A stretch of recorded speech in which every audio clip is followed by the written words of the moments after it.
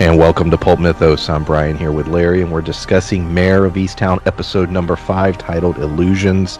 If you've not hit the sub button or the bell, please do so. We do these reviews every single week. Leave a comment, leave a like. That really helps push the video. And there was so much that happened in this episode, as with every episode of Mare, but clearly the final 10 minutes are going to be the first thing we discuss, because how can it not? Katie Bailey will be freed, along with the other young woman who was kidnapped last week, because we found our kidnapper, not necessarily Aaron's murderer, and we'll get into that later, but Mr. Potts apparently is the guy, and Colin Zabel, man, holy shit, he is gone. But he was avenged. Mare did unload a clip into Mr. Potts, so there is that. Could you believe that they jumped? Did this all happen in this episode? There are still 2 more entire episodes left. Essentially 2 hours, a feature length, film length amount of time left, and yet we've already, had this happen. I was shocked. I was on the edge of my seat. This was, I thought, the best episode thus far for many reasons, which we'll discuss.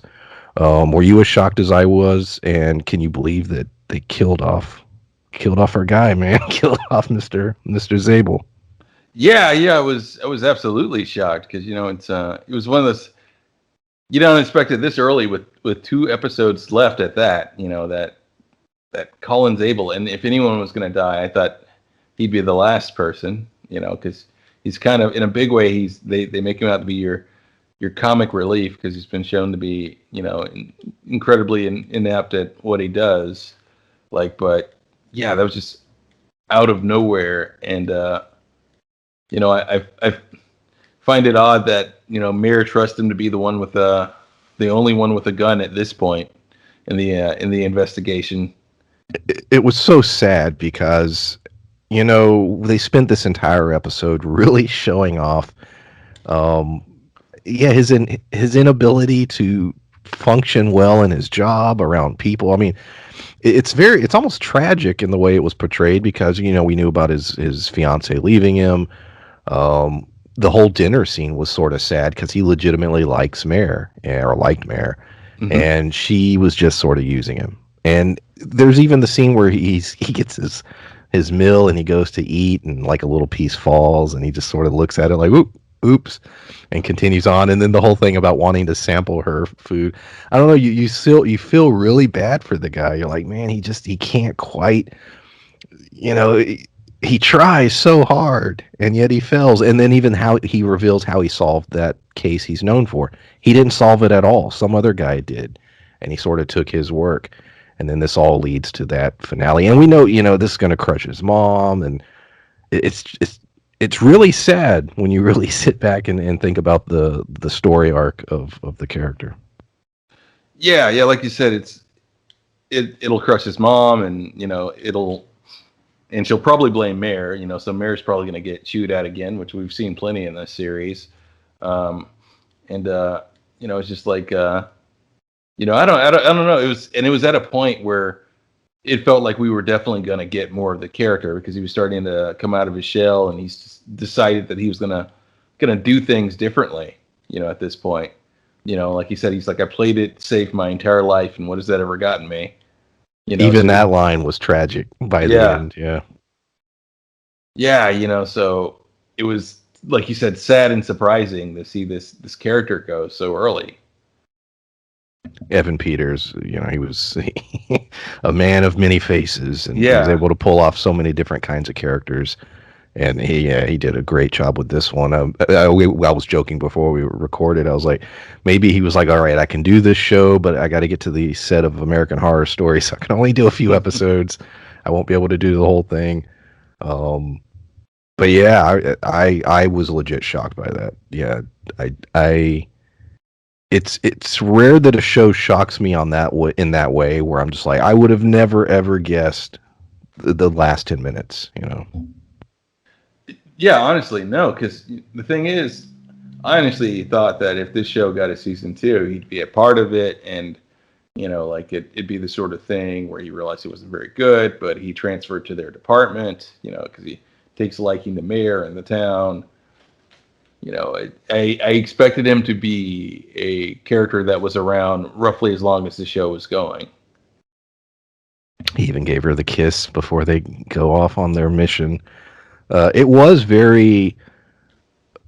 I'm not saying I would blame her. It's both of their faults. If you legitimately are investigating what you think is going to lead you to the actual person who committed these crimes, and it's just one guy with a gun, and then Mare's unarmed. She's not even supposed to be on this.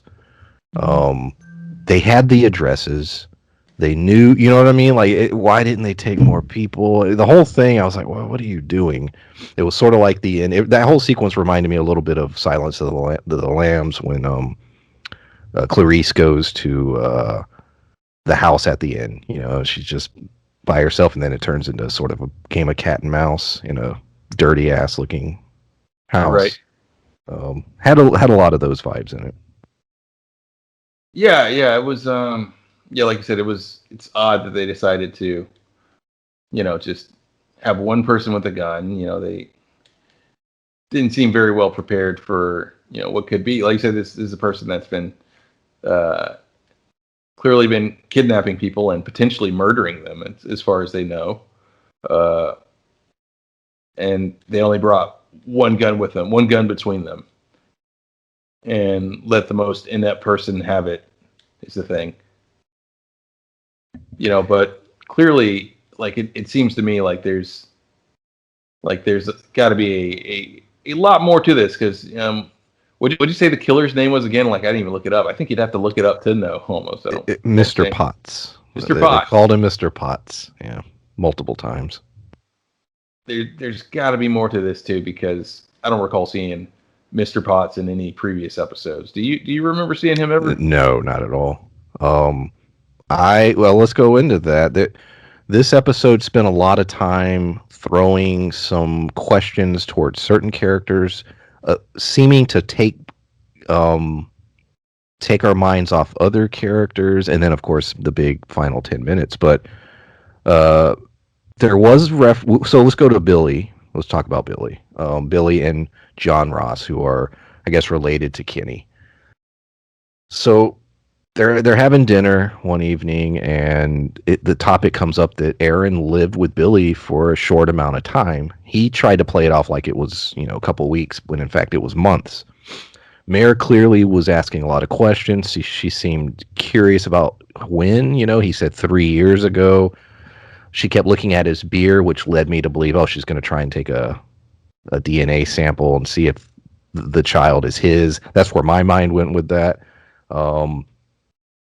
So how does Billy figure into this? How does John Ross? We know now that John Ross is cheating on his wife, Lori. We don't know the specifics of that situation. We know that his son Ryan knew, and that's what was sort of bothering him the entire episode. But Billy and John Ross, they've been on our radar for a while now, and now it seems like there is something to that. And one final point is Katie Bailey mentions that on Fridays is a poker night.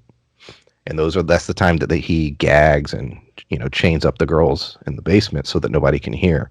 Could they be a part of poker night? I was just thinking, what was the point of that line? I guess maybe it played into the ending when they show up and she's like, oh, this is clearly people that he didn't plan on being there. And maybe that was the reason for that whole scene. But I don't know. I'm just thinking, how does Billy and John Ross play into all of this? Yeah, and that's a good point. And I kind of want to replay that last scene, when they're talking to him, because there's a point where Mare asks him if he gets a lot of company, for one. So I wonder if there were signs that, Billy or John Ross were there. Like, is that perhaps even John Ross's brand of cigarettes, if anything? And as far as the beer bottle, like taking that in for testing, like I didn't even think about that, because like my brain was going like, okay, they're focusing on it. The beer bottle is a clue. What kind of clue is it? But I think you hit it on the head there. She may, try to get a sample of DNA to see if he's the baby's father or what's going on here. Because Billy definitely seemed really nervous in that scene. And he was even lying about, the time frame of things, because Lori corrected him and everything. And she's like, oh, no, it was longer than that, and it's just, And it's like, okay, but that's another thing. It's like this whole investigation is going on, and that was never mentioned. Like, but it's like, it just seems like Lori potentially has a lot of clues that she doesn't know. Like we were talking earlier, and I just kind of like only half jokingly mentioned that the person that pieces this together for Mir might be Lori. And they may be she may be talking to John Ross about it. While they're hanging out again, and she might be like, "Oh no, isn't that your friend from poker night? The one with the blue van." And Yeah. and Well, it's Laura funny. A might lot of make. things comes to her. Even the whole Jess being like, "Hey, Frank, we think may have been hooking up with Aaron." And that needs to be like honestly, if I was Laura at this point, one more thing comes out, it's like you need to tell me everything you know about them. Because it seems like she's withholding things. It's just only because she doesn't see how things connect because she doesn't think the way Laura does. That she doesn't suspect that okay, Aaron spent a lot of time over at this place or lived, with Billy at this point. She got pregnant at that point as well. The baby doesn't belong to DJ isn't Dylan. what's Dylan's son. She doesn't, I guess, have the kind of mind that would piece those things together. That if it wasn't Mayor's ex-husband, if it wasn't Dylan who's the father, then who's someone else that's around. Father, what's his name, and Billy.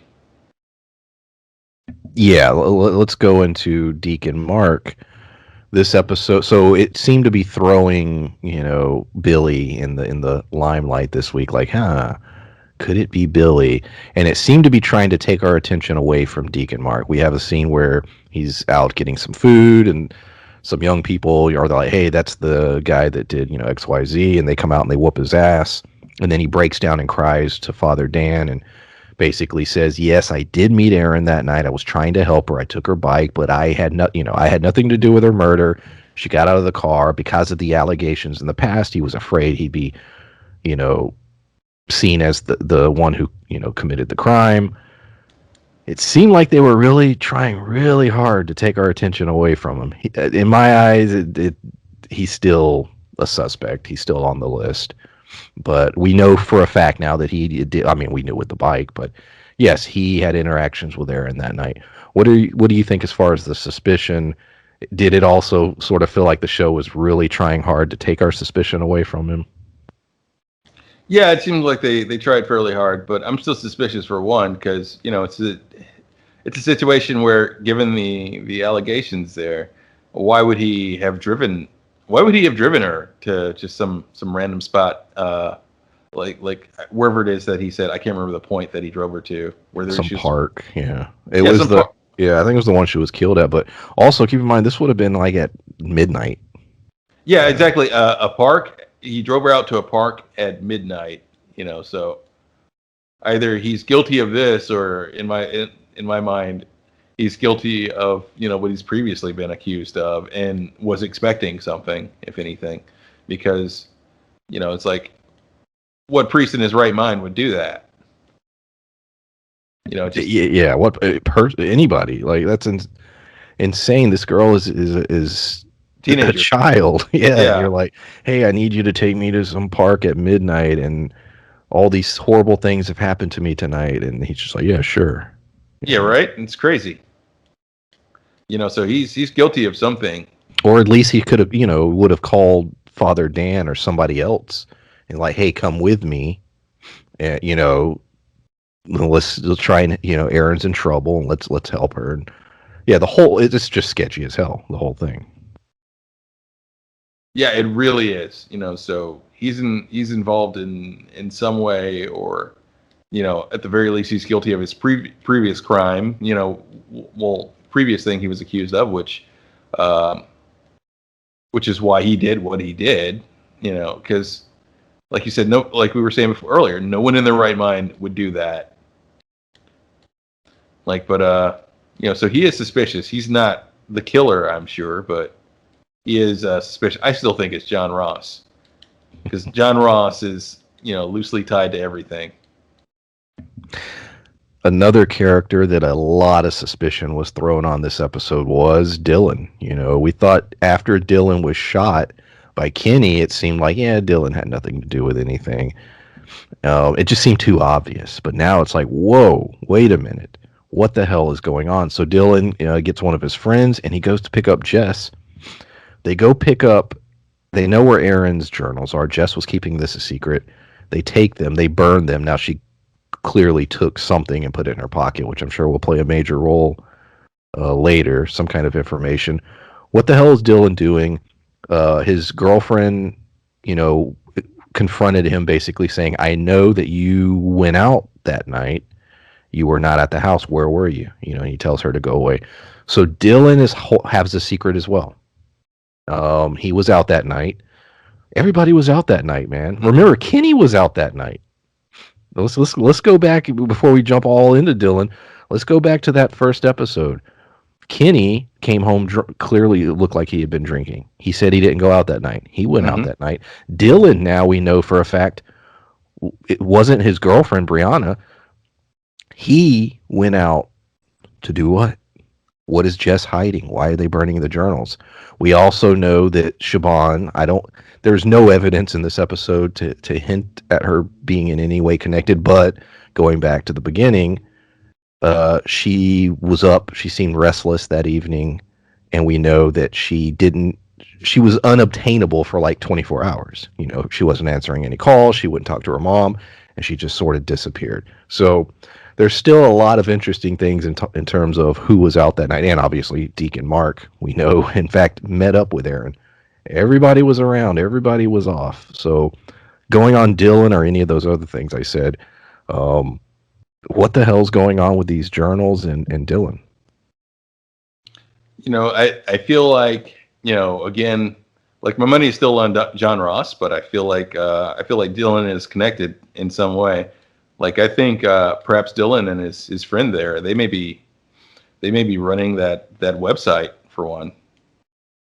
Shit! I didn't even think of that. Yeah. Like yeah, that just hit me. I don't feel like they're the murderers or anything, or they're helping with these kidnaps, but I think they're running that website. That's like, if it's not that, then they're involved in some way. Like, like I was about to say, it seems like it'd be weird, but then again, it might fit Dylan's personality type for him to show up at those poker nights and everything.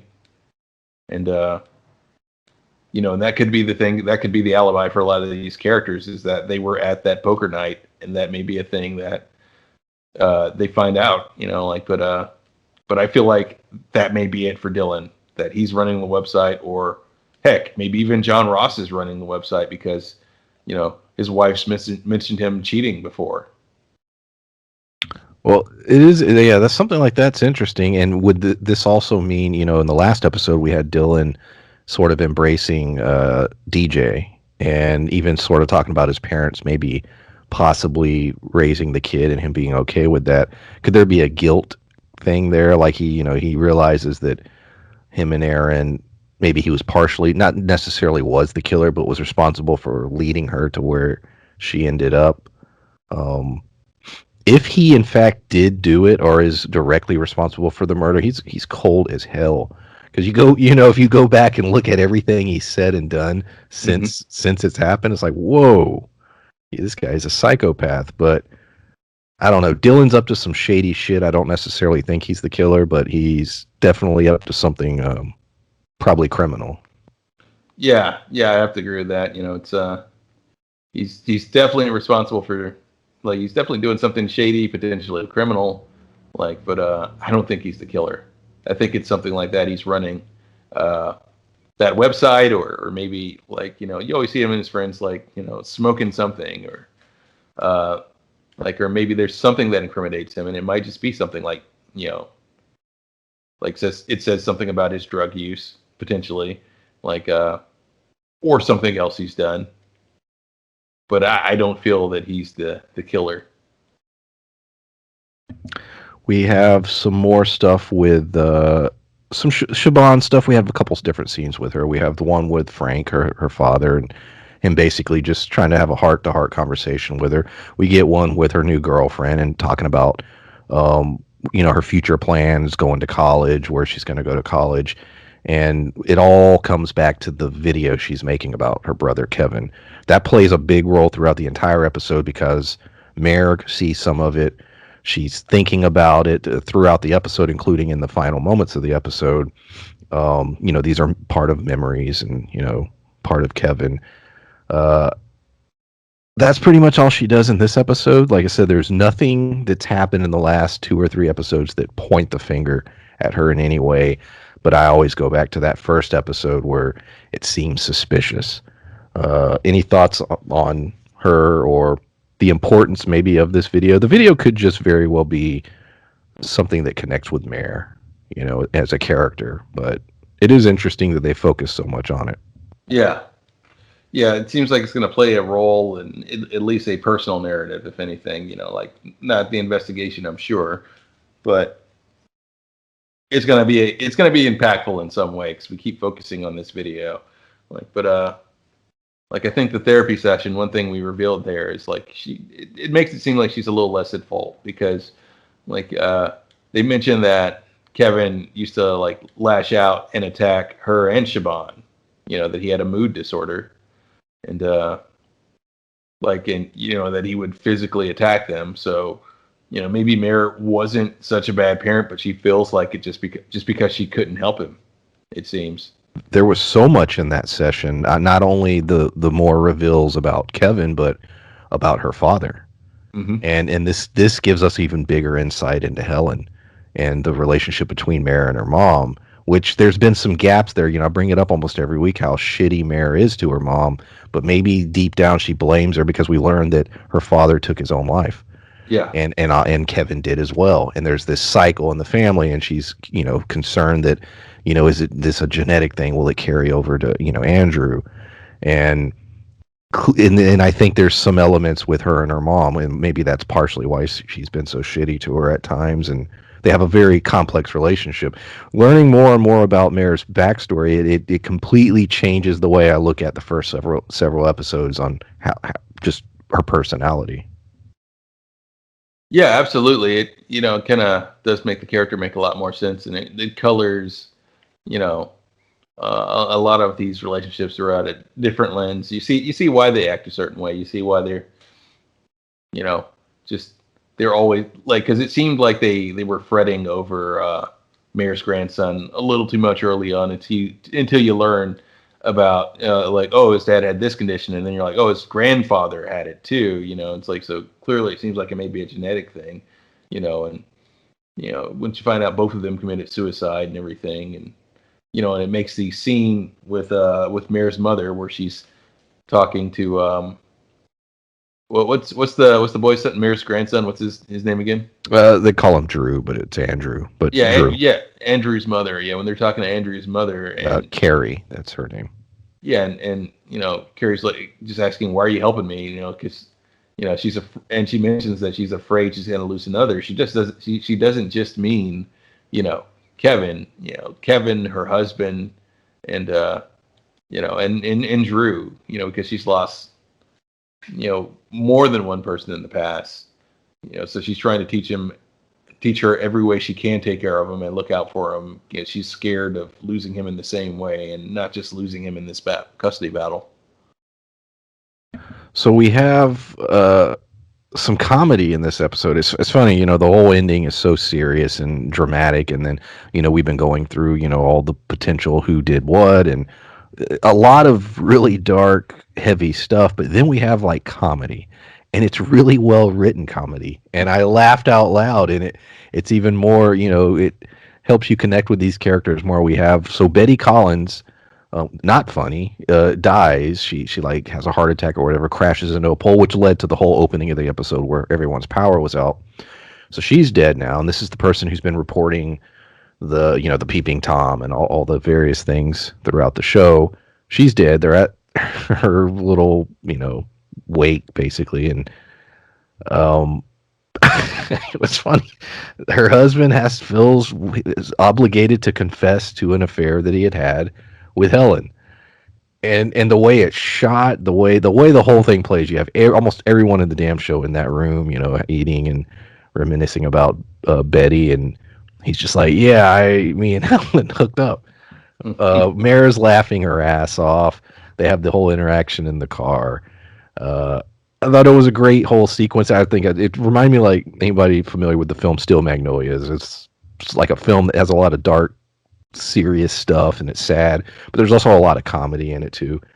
And I don't know, it just reminded me of that film a little bit. But yeah, out of nowhere, hilarious scene. You comment when we first started talking. You're like, that shit was funny. Yeah, absolutely. And it's one of those things that, at the beginning of the series wasn't there. Like there was no comedy in episode 1. If there was any in 2, I think there was like very little. Like, so, wasn't sure I was going to fit when they started putting in these little jokes and things. I'm like, could they maintain it? And normally it's drier, and this was not dry humor, but still very funny, and it still fits well with the narrative, and kind of like it fits into the show very well, the comedy they're doing. And because especially with this type of show, you don't want comedy that just kind of takes you out of the moment, but yet it kind of makes the moment. And it's also pretty interesting that this is, I think, the first time we actually see Mare laugh, because I don't recall seeing her laugh in the series. No, you're right. Prior to this, like this is the first time we see her laugh, and she's cackling, and of course it's at her mother's expense, given their relationship with each other. So it all fits. The other scene, it's not funny, but it made me smirk a little. Mare solved the case of the peeping Tom. It appears to have. There's an old dude that I guess wanders around. He has dementia. An old guy named Dennis, and what made me laugh. Like I said, it's not completely funny, but Mare sees him on the street. She runs in the house and she just like throws his ass down these stairs. And when she sees it's an old dude, she's like, "Oh no!" And he was okay, but I don't know. It made me laugh a little bit.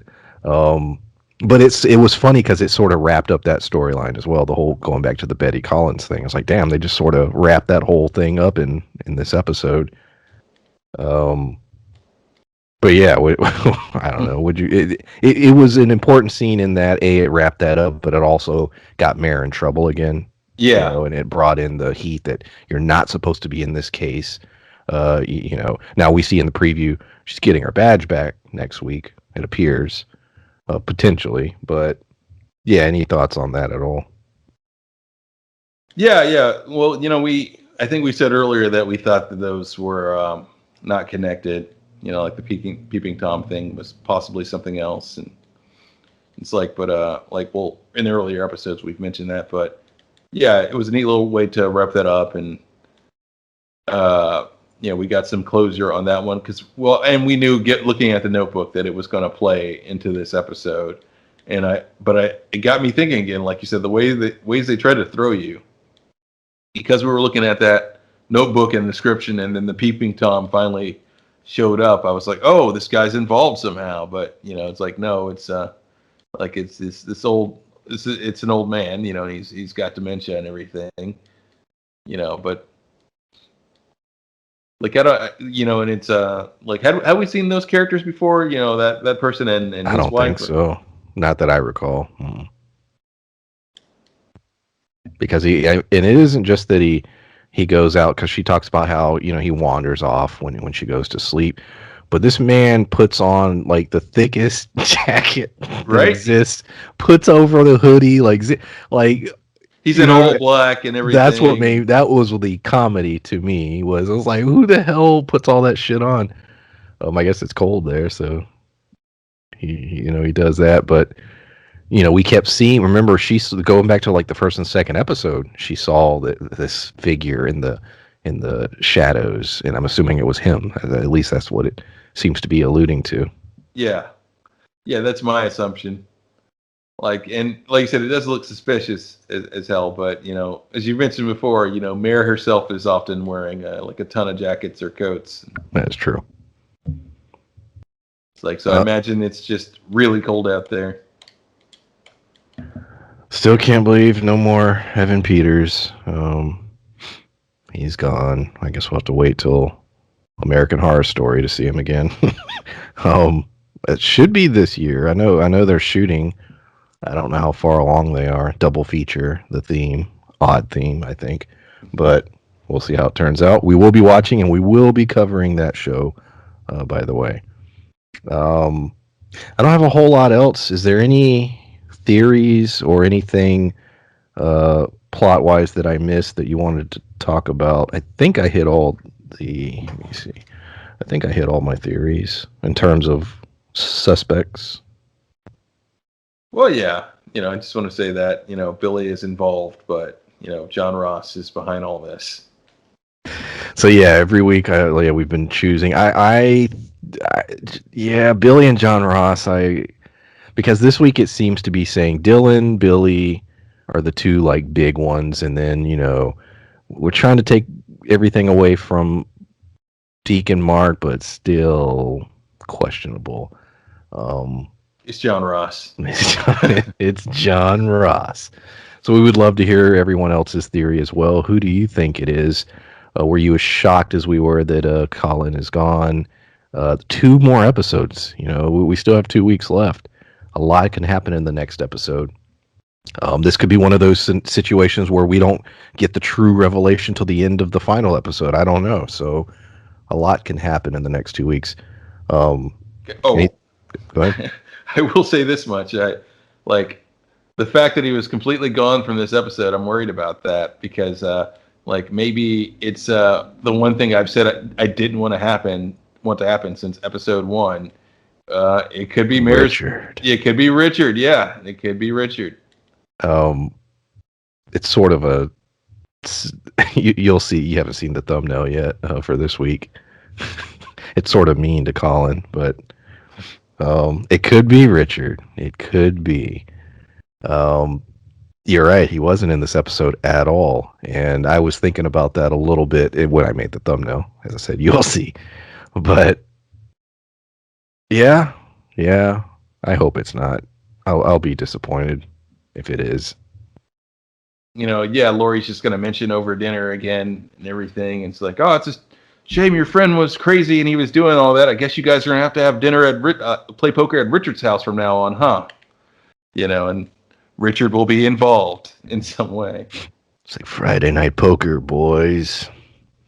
At Richard's, like, hopefully, Richard's. I hope not, because like I said, it just seems too cliche that this guy who writes books and then we'll probably find out that, it's like Mare's never really looked at what he writes about. And it's heavily related to these kidnappings. She's like, why did you seek me out? He's like, because I knew you'd crack the case. It's like, I wanted to be caught. What an ending to the book. Yeah, I would. I don't know. We'll see. There's 2 left. I hope not. Yeah, you hope it's not that kind of thing where he's like, I'm immortal now. People will buy this book. She throws the transcript in the fire. I hope so, if that's it. So yeah, interested to hear you guys. What do y'all think will be in the last 2 episodes? Were you as shocked as we were with this one? So far, I would, if I had to rank this series, and I'm not one to typically give scores, this is 10 out of 10 territory so far. I mean, they could obviously drop the ball at the end. They could, but so far, it's doing great. Any final thing? Well, yeah, like you said, we don't normally rank things here, but I'd give it the same because I was pleasantly surprised. I didn't think I was going to be this engrossed, but I am very invested in this story, and the characters are far more interesting than I thought they were going to be. It's just like this town, these people, and all the little interpersonal conflicts and things are just really interesting. I was going to end it, but then I saw my note that I didn't put in my outline. It appears that Frank may not be getting married. Faye, there was a line where they were talking about how, I guess something's, his marriage is a little rocky, or his not marriage, his engagement. His fiance was supposed to meet at something, I guess planning a dinner party for the wedding. She didn't show up. it's a quick little line that Helen's telling Mare.